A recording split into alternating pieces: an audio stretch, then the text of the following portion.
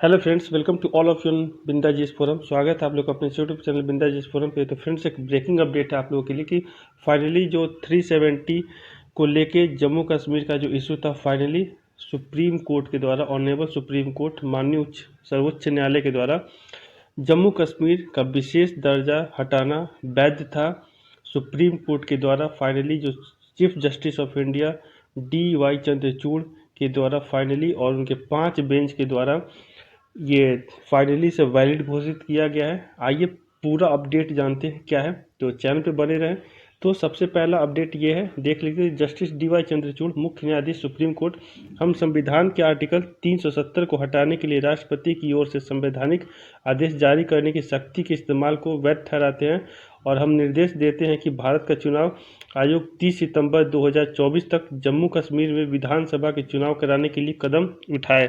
यानी कि फाइनली 30 सितंबर 2024 तक जम्मू कश्मीर से रिलेटेड जितने भी उसके कॉन्स्टिट्यूएंसीज हैं, वहाँ पे सुप्रीम कोर्ट के आदेश के अनुसार वहाँ पे चुनाव कंडक्ट कराने की बात हो रही है। यहाँ पे ये भी कहा जा रहा है DY चंद्रचूड़ के द्वारा कि कोई राष्ट्रपति के फैसले के अपील पर सुनवाई नहीं रोक सकता है, क्योंकि जो अगर देखा जाए तो गार्जियन के तौर पे सुप्रीम कोर्ट होता है, लेकिन जो सर्वे सर्वा है वो पार्लियामेंट है। लेकिन पार्लियामेंट में लोकसभा राज्यसभा के साथ साथ राष्ट्रपति भी पार्लियामेंट का एक अभिन्न अंग होता है।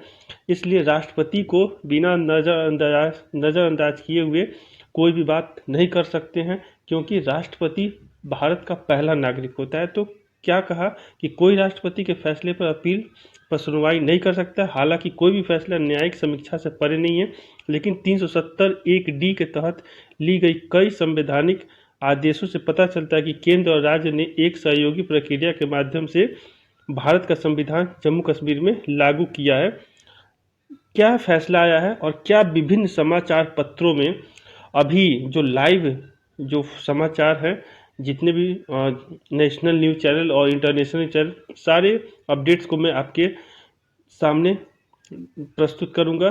वीडियो पे बने रहें। तो पहला है कि सुप्रीम कोर्ट का क्या फैसला है, संक्षिप्त में जानते हैं। उसके बाद सारे किनका क्या क्या कमेंट रहा है, कितना पॉजिटिव और कितना नेगेटिव रहा, सारे एस्पेक्ट्स पे हम लोग बात करेंगे। तो आर्टिकल 370 एक अस्थायी प्रावधान था, जो 2019 के पहले जम्मू कश्मीर का एक अपना संविधान हुआ करता था। लेकिन आर्टिकल 370 के एबोलिश होते ही वहाँ पे जो फुल जो वहाँ का एक ऑटोनोमस था वो हटा दिया गया और वहाँ पे एक भारत का अपना संविधान, जो भारत का अभिन्न अंग होते हुए भी वहाँ का अपना कॉन्स्टिट्यूशन था, जिसे हटा दिया गया और आर्टिकल 355(a) को भी वहाँ से रद्द कर दिया गया।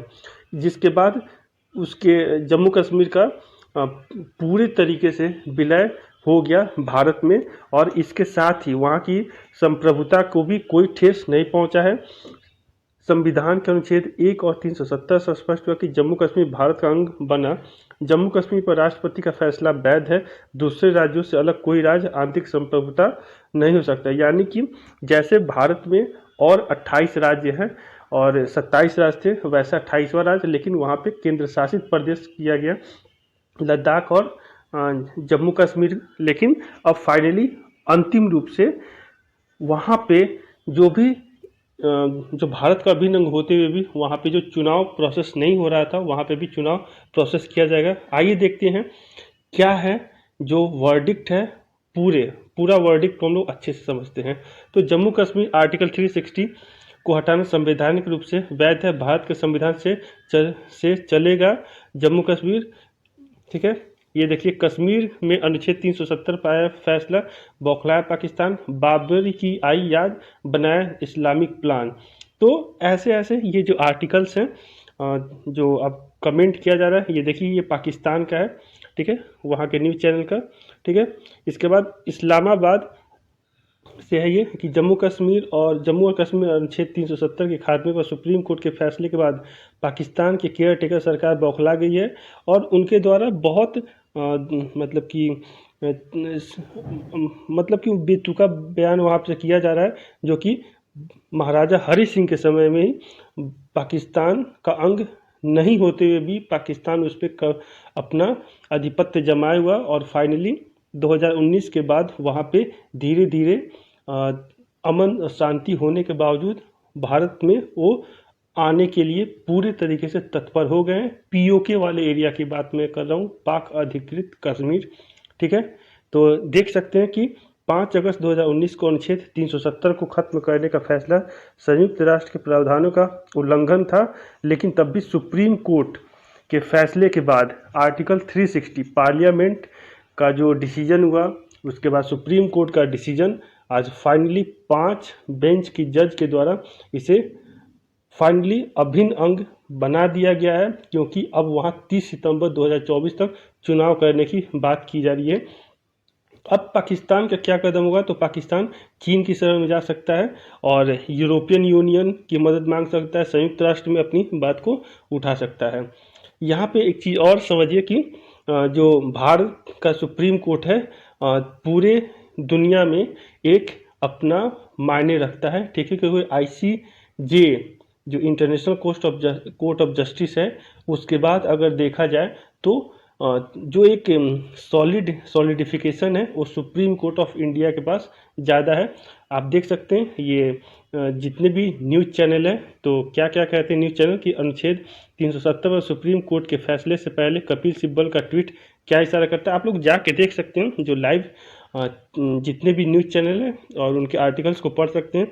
ये सारे आर्टिकल्स आप देख सकते हैं, जो भी न्यूज़ चैनल है उनके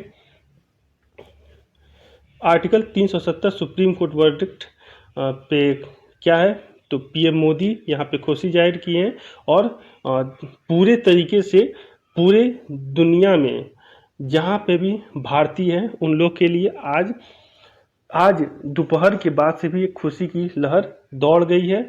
लेकिन इसके बावजूद भी वो कश्मीर की महबूबा मुफ्ती कह रही है कि सुप्रीम कोर्ट का निर्णय मौत के सज़ा के बराबर है। ये देखिए लाइव अपडेट है 11/12 आज 2023 का। आदर और सम्मान करते हैं रविंद्र रैना। ये सारा कमेंट आप लोग देख सकते हैं, सबका कमेंट। ठीक है, कश्मीरी पंडितों की वापसी की गारंटी का क्या, उद्धव ठाकरे।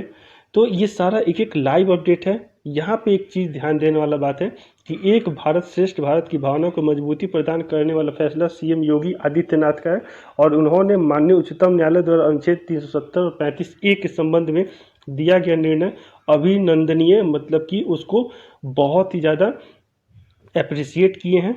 ठीक है, ये देखिए उनका ट्वीट भी है। तो क्या है, माननीय उच्च न्यायालय द्वारा 370 और 35A के संबंध में दिया गया निर्णय अभिनंदनीय, यह एक भारत और श्रेष्ठ भारत की भावना को मजबूती प्रदान करने वाला है।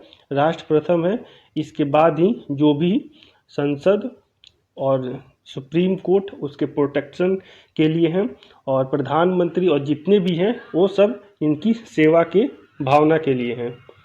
ये देखिए जो नवनियुक्त छत्तीसगढ़ के जो अभी चीफ मिनिस्टर बने हैं विष्णुदेव साई का भी ट्वीट है कि अनुच्छेद 370 को रद्द करने पर आज का सुप्रीम कोर्ट का फैसला ऐतिहासिक है।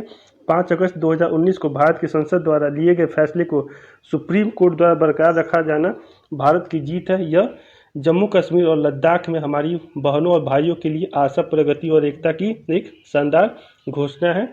इस पे अमित शाह क्या बोलते हैं कि POK को कब भारत के नियंत्रण में लाएंगे कांग्रेस। तो ये अलग अलग जो अधीर रंजन चौधरी हैं जो कि अपोजिशन के लीडर हैं, ये क्वेश्चन उनके द्वारा संसद में पूछा गया है। लेकिन इसके बावजूद भी PM मोदी की इच्छा शक्ति और गृह मंत्री अमित शाह की रणनीति ने ऐतिहासिक निर्णय को बनाया संभव। ये सॉलिसिटर जनरल तुषार मेहता का बयान है, आप लोग देख सकते हैं। तो ये सारा चीज़ एक तरीके से अगर देखा जाए तो कंक्लूजन ये निकलता है कि एक बहुत बड़ी जीत हुई है। अब पाक अधिकृत कश्मीर पे भी जितने भी इंडियंस हैं उनके लिए एक बहुत बड़ा ये गुड न्यूज़ है कि अब वो भारत के अंग हो जाएंगे। आशा करता हूँ वीडियो पसंद आए तो ज़्यादा से ज़्यादा शेयर, लाइक, सब्सक्राइब, कमेंट करना भूलें। बेल आइकन को प्रेस कीजिए ताकि आपको सारा ऑफिशियल अपडेट मिलता रहे। कैसा लगा ये आर्टिकल कमेंट में जरूर बताइएगा। Thank you.